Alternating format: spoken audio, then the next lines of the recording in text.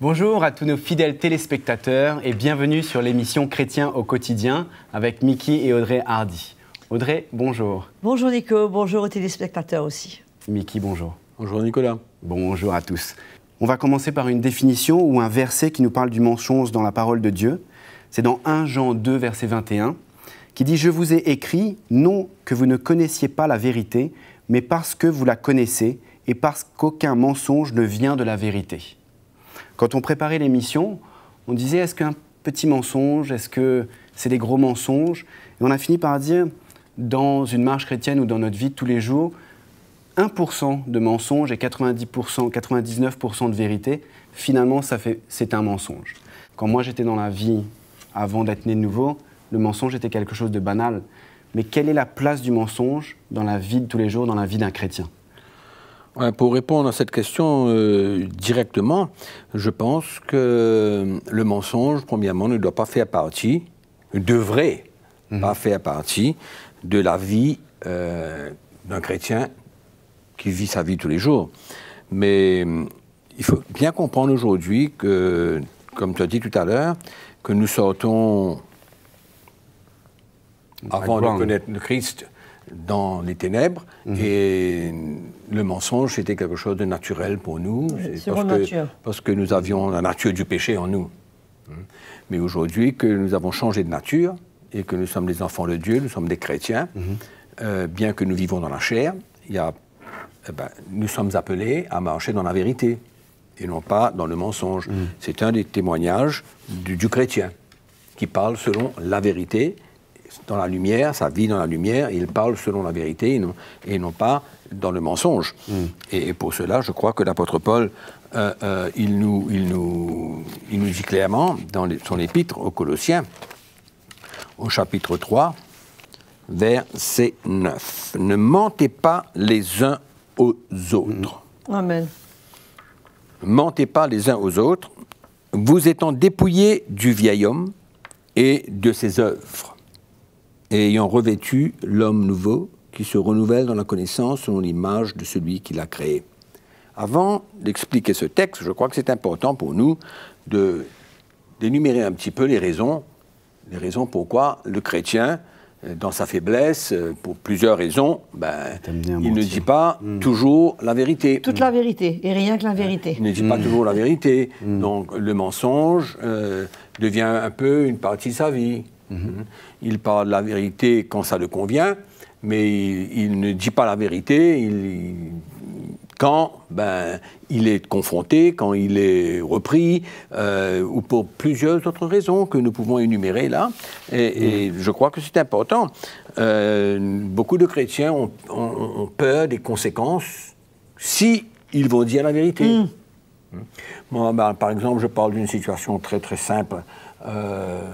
Aujourd'hui, dans la maison, dans la cuisine par exemple, un jour il y a 2 verres qui se cassent et quand on demande qui a cassé le verre, personne ne sait qui a cassé le verre. Pourtant il n'y a pas 55 personnes ou 100 qui ont été là, qui ont passé par la cuisine. Donc alors, qui a cassé le verre? Personne ne dit, non, c'est moi qui a cassé le verre, je m'excuse, etc. Non, par peur des conséquences. Donc, la peur, la crainte même de l'homme, au lieu d'avoir la crainte de Dieu, on a la crainte de l'homme, et dans la faiblesse, on n'arrive pas à dire la vérité, on cache ce qu'on a fait.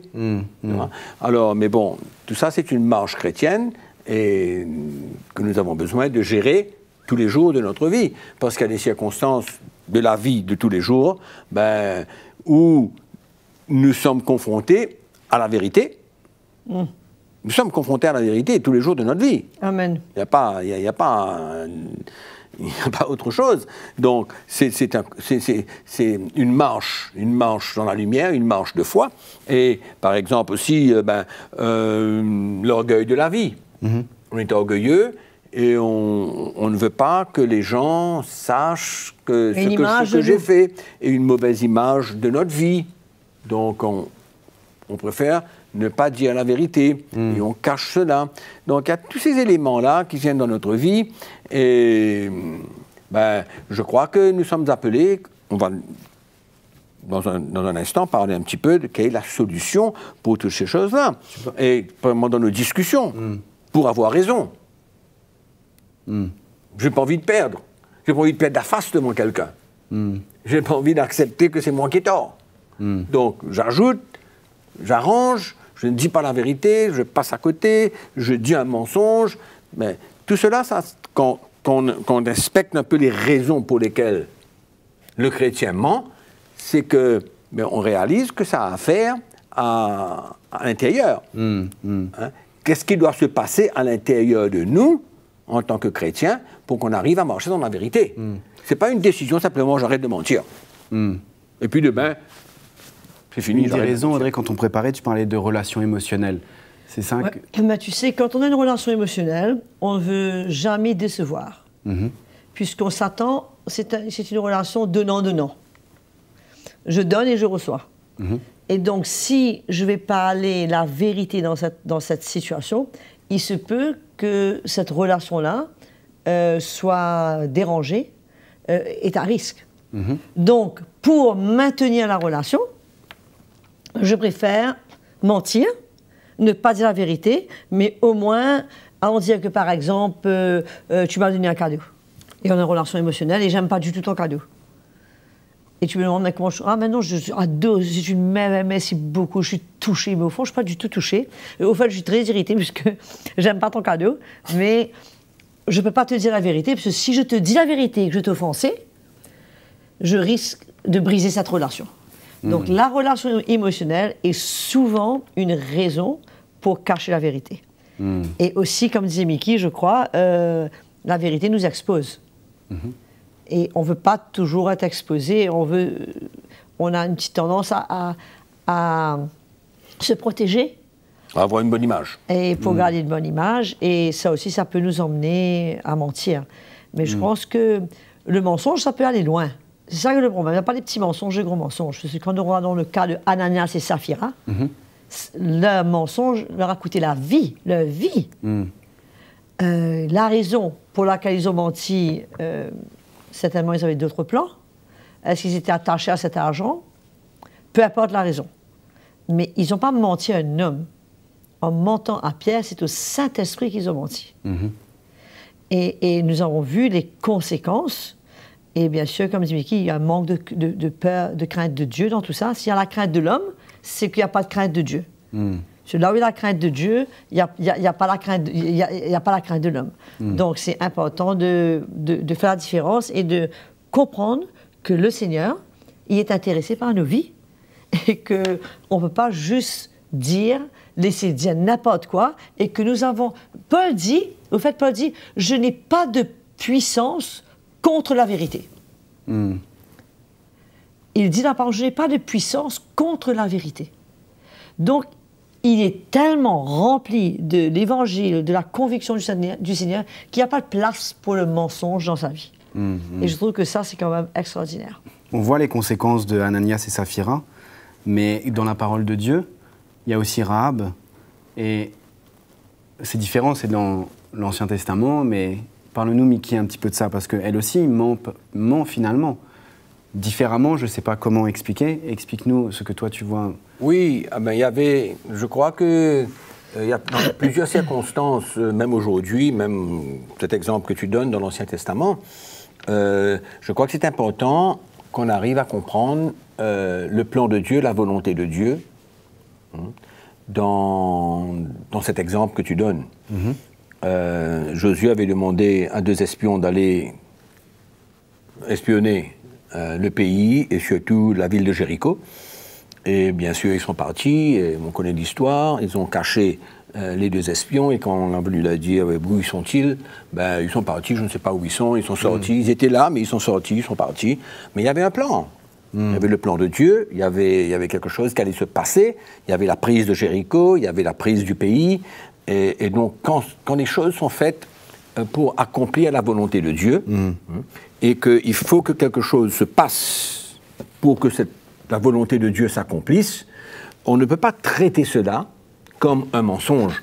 Parce que, par exemple, on peut parler de l'exemple aussi de quelqu'un qui va en Chine et qui ne dit pas la vérité parce qu'il porte des Bibles avec lui, on lui questionne, on lui dit, ben voilà, est-ce que tu as des choses chrétiennes avec toi? Non, je n'ai pas, etc. Il traverse, il part. Ok, il a un plan. Il veut accomplir la volonté de Dieu. Poussé par l'esprit, il veut faire quelque chose. Donc, on ne peut pas considérer ça comme un mensonge, parce que dans le cœur de cet homme qui veut entrer en Chine pour aller donner la parole de Dieu, son cœur, c'est d'accomplir la volonté de Dieu. Et c'est pas un mensonge, c'est un mensonge. Mais Dieu ne voit pas cela comme un mensonge. C'est pas un péché en tous les cas. Non, Dieu ne voit pas cela comme un mensonge, parce qu'il va pour faire accomplir la volonté de Dieu. Il faut comprendre Rahab. Moi, je crois qu'il faut comprendre Rahab. Elle est là, elle voit ces deux hommes, et dans son cœur, elle comprend qu'il y a il y a un plan. Puisque non seulement ça, ils ont tous entendu parler du peuple d'Israël. Il ne faut pas oublier que la renommée d'Israël s'était répandue afin de comprendre qu'Israël va venir prendre son pays. Oui, c'est ce qu'elle dit. Et qu'ils vont détruire tout. Et si pour sauver sa peau, elle a besoin de protéger ces deux espions. Et crois-moi, c'est même pas un mensonge. Elle sépare une conviction, parce que le Seigneur se sert d'elle à ce moment-là, comme un instrument pour protéger les espions, pour donner une indication, pour dire oui, ils sont partis par ici, alors qu'ils sont partis par ici, pour qu'ils ne soient pas rattrapés. Donc le Seigneur est en train de protéger les deux espions, donc ces deux enfants, et il utilise Rahab comme un instrument pour emmener la confusion dans le camp de l'ennemi et que les deux espions puissent retourner en Israël et qu'ils puissent maintenant venir dire, qu'ils puissent retourner à Josué, et venir faire leur rapport. Et qu'est-ce qu'elle gagne dedans? Elle gagne sa vie, sa famille, et la vie de toute sa famille, avec bien sûr le petit morceau de tissu cramoisi qui représente encore une fois le sang de Jésus qui la sauve, et c'est quand même une histoire extraordinaire. Mais il faut faire une différence. Moi, je regarde une différence. Demain, j'arrive en Chine et on me demande si je suis chrétien. Est-ce que je dois automatiquement mentir? Non.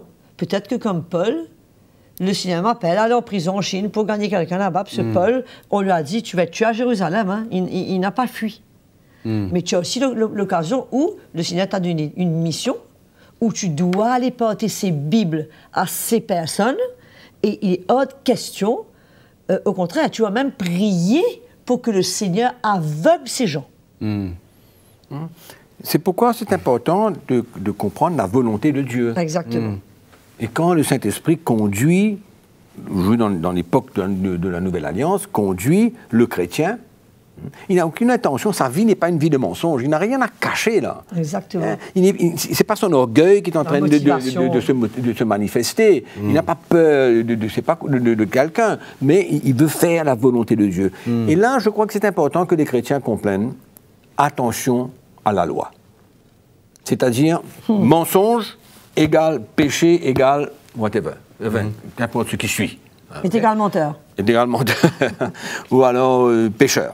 Mais il faut arriver à comprendre que l'Esprit de Dieu nous conduit de plusieurs manières et que nous ne devons pas avoir un esprit légalisme où on voit les choses, on voit le fondement de quelque chose, c'est-à-dire tu ne dis pas la vérité égale mensonge. Oui.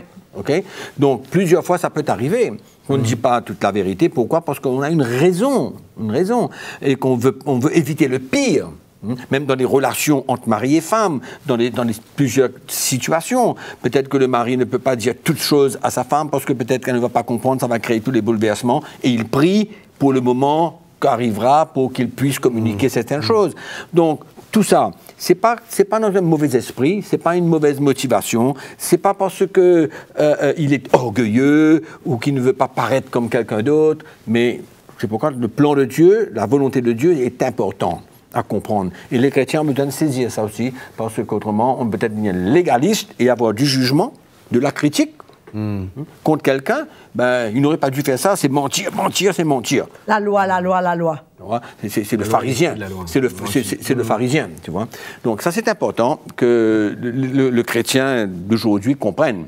Donc nous ne sommes pas en train d'ouvrir la porte au mensonge. Nous ne sommes pas en train de donner un feu vert pour que les chrétiens mentent dans n'importe quelle situation. Parce que Dieu voit notre cœur. Il voit l'état de notre cœur, il voit notre attitude, il voit notre motivation. Et la motivation de Rahab, la motivation du chrétien qui va en Chine, c'est tout autre chose. Et après aussi, je crois qu'il faut faire attention que les choses anciennes ne reviennent pas. Ou ça recommence à devenir une habitude. Où on dit des choses à côté de la vérité, on n'a plus aucune conviction. C'est vrai que parfois, il y a des situations un peu embarrassantes, par exemple, tu es fatigué ou tu es vraiment... Tu n'as pas envie de prendre un coup de fil et le téléphone sonne, tu es occupé. Mais finalement, tu n'es pas tellement occupé. Mais il faut bien dire quelque chose, parce que tu ne vas pas aller froisser la personne au téléphone. Mais il ne faut pas que ça devienne une habitude non plus. Il faut faire attention que ça ne devienne pas une habitude, puisque les choses anciennes reviennent très vite. Et à un moment donné, on n'a même plus de conviction, où on est redevenu comme celui vers des choses qu'on a rejetées avant, et on revient vers ces choses-là, et ça devient naturel pour nous. Mais en même temps, comme dit Mickey, parfois, il y a des gens qui te posent des questions, et ils n'ont pas droit à la vérité. Il y a des questions très personnelles, ils te posent une question, et je n'ai vraiment aucune raison de leur dire la vérité, puisqu'ils n'ont... C'est pas que tu veux mentir. Ça ne les regarde pas. C'est en dehors de ce qui les regarde, et ça n'a rien à voir avec eux. Ce n'est pas de mentir parce qu'on veut cacher une vérité. C'est bien différent. On veut cacher une vérité, on veut cacher une situation, alors on dit quelque chose pour camoufler ça. C'est pas du tout ça. Bon, je crois qu'on est appelé à vivre dans la vérité, mais en même temps, on doit être sage. Il y a des choses que, par exemple, quelqu'un me confie, c'est quelque chose de personnel qu'elle me confie, mais si quelqu'un me pose une question, je vais répondre non, puisque je ne peux pas révéler quelque chose de la vie de quelqu'un d'autre, et c'est pas un mensonge. Par respect de la personne qui t'a demandé de garder le secret concernant cette situation-là. Bon, mais ça, ce sont des choses importantes à mentionner, mais je crois que le chrétien, dans sa vie de tous les jours, au travail, il y a tellement de situations qui se passent dans le travail, ou des situations journalières, que ce soit qu'un agent de police nous arrête et nous pose des questions, et on ne dit pas la vérité. Dans le travail, je suis arrivé en retard, pourquoi ? Le bus n'a pas passé à l'heure. On explique toujours. Et plus souvent, ce sont beaucoup de ces choses-là qui se passent dans la vie de tous les jours. C'est une petite tentation de passer à côté. De tous les jours dans le travail. Tu as fait ton travail, oui. Le mensonge, c'est vraiment quelque chose qui souvent est incontrôlable. Et les chrétiens aujourd'hui, beaucoup de chrétiens vivent dans le mensonge. Et pour eux, il n'y a plus de conviction. C'est quelque chose de normal pour eux. Pourtant, ils sont nés de nouveau. Mais ils sont tellement charnels aujourd'hui. Et là, je veux revenir à, bien sûr, ce que l'apôtre Paul a dit, ce que j'ai mentionné dans l'épître, dans Colossiens chapitre 3. C'est important. Quand Paul dit « ne mentez pas les uns les autres », et puis il continue.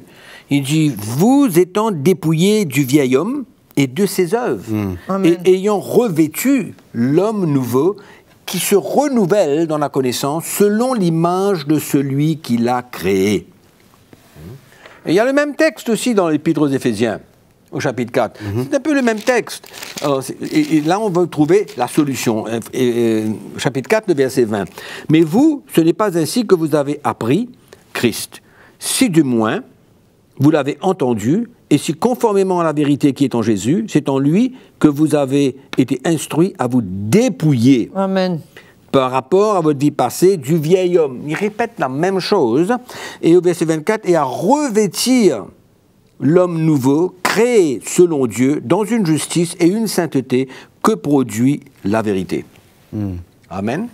Et le verset 25 dit, ça continue, ça dit, c'est pourquoi renoncer au mensonge, exactement. Et que chacun de vous parle sur la vérité à son prochain, exactement. Car nous sommes membres les uns des autres. Exactement. Éphésiens 4, 25. Voilà. Donc, Paul relie le mensonge à quelque chose, pour être libéré du mensonge, pour marcher dans la vérité, il relie ça à une œuvre qui a besoin de se passer en nous. Pour nous dépouiller du vieil homme.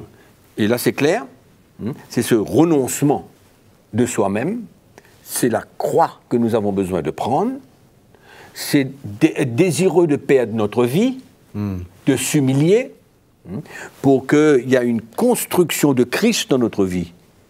C'est-à-dire que plus on va perdre la nôtre, donc c'est se dépouiller du vieil homme, c'est ce que nous sommes, le vieil homme, la nature charnelle, les désirs charnels en nous, donc qui se manifestent. Parce qu'on a vu tout à l'heure, le mensonge, c'est quoi? C'est l'orgueil, c'est toutes sortes de choses. C'est de ne pas vouloir, c'est pas prêt à s'humilier, etc. C'est toutes sortes de choses. Et tout ça, c'est relié à l'œuvre de Christ, du Saint-Esprit, dans notre vie, pour perdre notre vie. Donc, la croix, on retourne à ce fondement de la vie chrétienne, on retourne à cette croix que nous sommes appelés à prendre pour dépouiller le vieil homme et pour revêtir l'homme nouveau créé à l'image de Dieu, c'est-à-dire Christ.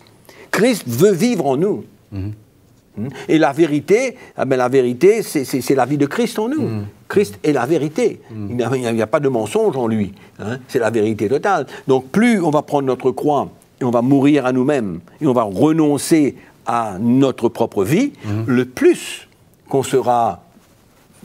on va revêtir la vie de Christ, et c'est ça qui va nous emmener à de plus en plus à nous débarrasser du mensonge et à ne pas vouloir mentir dans toutes les situations. Ça devient normal. Tout devient normal, être libre du mensonge. C'est quand même un verset extraordinaire quand le Seigneur dit « Vous connaîtrez la vérité et la vérité vous rendra libre ». Vous rendra libre, exactement.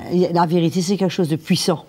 Et parfois, c'est vrai que ça peut blesser, mais moi, je crois que la Bible dit que les blessures d'un ami prouvent sa fidélité. Et la vérité, c'est pas toujours bon à entendre, mais il faut pouvoir le dire, puisque à la fin du jour, ça libère. À la fin du jour, c'est une chose de libération. Et il ne faut pas avoir peur de blesser, il ne faut pas avoir peur des réactions, il ne faut pas avoir peur de ce que ça peut emmener, puisque je crois que le Seigneur va toujours honorer quand on parle dans la vérité les uns aux autres. Je crois que le Seigneur va toujours honorer. C'est sûr, c'est sûr. Donc, pour vraiment mettre l'accent, il faut mettre l'accent là-dessus. Parce qu'il faut que les chrétiens comprennent que s'ils veulent être libérés du mensonge, ce n'est pas simplement une prière. Ce n'est pas une prière. C'est un chemin qu'il a besoin de prendre. C'est une confrontation de la croix de Christ dans sa vie. Et c'est ça qui va l'emmener à être libéré complètement pour entrer dans une nouvelle qualité de vie. Donc dans les deux cas, que ce soit dans Colossiens chapitre 3 ou alors dans Éphésiens chapitre 4, nous voyons que cette expérience que Paul parle du dépouillement du vieil homme et de se revêtir de l'homme nouveau est reliée directement au mensonge. Relié directement au mensonge. Ce qui fait que c'est important que le chrétien comprenne que la croix, le message de la croix, c'est important pour sa vie. Et il ne peut pas se passer de continuer à prendre sa croix tous les jours et être prêt à mourir à soi-même pour être libéré de ce mensonge, de cette vie de mensonge. C'est sûr que c'est souvent besoin d'une libération, puisque s'il y a une emprise, ça devient une habitude, on n'aime pas décevoir, on n'aime pas que les gens aient une image de nous, on n'aime pas paraître pour ce que nous sommes, et on cache ces choses automatiquement. Et ben oui, on a besoin d'une œuvre du Seigneur pour nous libérer de ça. Nous dépouiller chaque jour. Mais le Saint-Esprit dans tout ça. Oui. Moi, je sais que quand je suis né de nouveau et que j'ai commencé que ce mensonge revenait pour moi-même, j'avais un ding, ding, ding, ding, ding. J'avais quelque chose qui clochait en moi. N'oublie pas, Nicolas, que tu fais face au message de la croix, à l'évangile qui te confronte, qui emmène cette conviction dans ton cœur. Mais si tu écoutes un évangile qui te demande comment devenir riche, comment devenir riche avec toutes les clés et toutes les méthodes et qui t'emmènent à chaque problème que tu as, il faut que tu ailles rentrer dans un combat spirituel, etc., etc. Mais qu'est-ce qui va te convaincre? Donc, tu vas continuer. Mais quand tu entends le vrai message, c'est ça qu'on a dit tout à l'heure, quand tu entends ce vrai message de la croix, tu es obligé de te confronter si tu as un désir de servir le Seigneur. Donc c'est ça qui t'arrête. C'est cette conviction et se dire, ah ben maintenant, non, je suis appelé à prendre ma croix et à suivre Jésus. Donc c'est cette conviction que tu as eue. Donc, dans le sens, quand tu analyses le chrétien aujourd'hui, tu te dis, ben, je ne veux pas comprendre comment les gens peuvent continuer à mentir. Mais si, tu peux comprendre. Dépendant du message que tu entends et ton désir. La lumière qui vient dans ton cœur. La lumière qui vient dans ton cœur et du désir que tu as de vraiment marcher avec Christ et de lui plaire. Moi, je crois qu'il y a un verset très intéressant, premièrement, de voir comment Dieu voit le mensonge. Dans Proverbe 6, Dieu dit qu'il y a une des 7 choses que Dieu est. C'est le mensonge. C'est la langue qui ment. C'est une des 7 choses que le Seigneur déteste. Et Michael parlait tout à l'heure comment, avant, c'était notre nature. Et là, Jean 8, 44, Jésus dit aux pharisiens, il dit, vous avez pour père le diable. Il n'a pas peur de dire la vérité, Jésus. Hein. Même si de dire la vérité voulait dire qu'il perdait tous ceux qui le suivaient, il n'a pas peur de dire la vérité. Hein. Et il dit, vous voulez accomplir les désirs de votre père. Il a été meurtrier dès le commencement et il ne se tient pas dans la vérité parce qu'il n'y a pas de vérité en lui. Lorsqu'il profère le mensonge, il parle de son propre fond. C'est là qui est intéressant. Car il est menteur et le père du mensonge. Donc là, ici, on voit la source même du mensonge. La vérité n'est pas en lui. Il déteste la vérité. Et quand il profère le mensonge, il parle de son propre chef. Il est le père du mensonge et il est menteur. Donc, on peut relier le mensonge directement, on voit la source du mensonge. On voit d'où ça sort, on voit comment ça vient, comment c'est arrivé là. Et c'est totalement lié à la nature du péché. C'est pour ça que Paul dit c'est la vieille nature qu'il faut, il faut mettre à mort et afin que l'esprit puisse, la nouvelle vie puisse manifester. Et je pense que c'est un grand piège, puisque quand on vit dans le mensonge, on ne peut pas être bien, on ne peut pas être en paix avec soi-même et on ne peut pas avancer dans le Seigneur. Donc je crois que c'est un sujet qui a pu certainement aider beaucoup de gens. Et il y a beaucoup de cet esprit qui a certainement dû convaincre beaucoup de gens de rectifier, de mettre de l'ordre. Et là où on a passé à côté, écoute, je suis désolé, je t'ai menti, pardonne-moi, c'était ça que j'aurais dû te dire. En vérité. Exactement. Okay. C'est trop facile aujourd'hui pour les chrétiens de laisser finalement, de continuer à vivre comme ça, mais sans conviction. Des demi-vérités. De construire notre sans conviction sur un mensonge. Ouais, sans conviction, comme on disait. En fait, tout ça, c'est le message qu'on doit entendre. Le message de la croix. C'est le message qu'on doit entendre. L'évangile. Juste, en fait, finalement, on aurait pu peut-être intituler cette émission « Le mensonge et la vérité », puisque tu en as parlé tout à l'heure, de parler de la vérité aussi. Comme disait Audrey, je crois, n'hésitez pas à nous écrire si vous avez des secrets cachés ou des choses que vous n'arrivez pas finalement et que vous essayez de trouver une solution pour dire cette vérité, pour essayer de trouver une solution dans vos problèmes, dans vos mensonges, dans la situation dans laquelle vous traversez. N'hésitez pas, on n'est pas là pour écouter tout, mais on est là pour vous aider. Je crois que Mickey et Audrey, c'est leur cœur de vous aider. Et de s'assurer que ça ne va pas être dévoilé partout. Et de vous assurer exactement. Mais je crois que c'est le cœur de Mickey et Audrey Hardy de vous aider. Je vous remercie beaucoup. Merci beaucoup, Mickey. Merci beaucoup, Audrey. Merci, Nico. Merci à tous. Merci beaucoup, encore une fois, à tous nos téléspectateurs. Et je vous dis à une prochaine émission. Au revoir.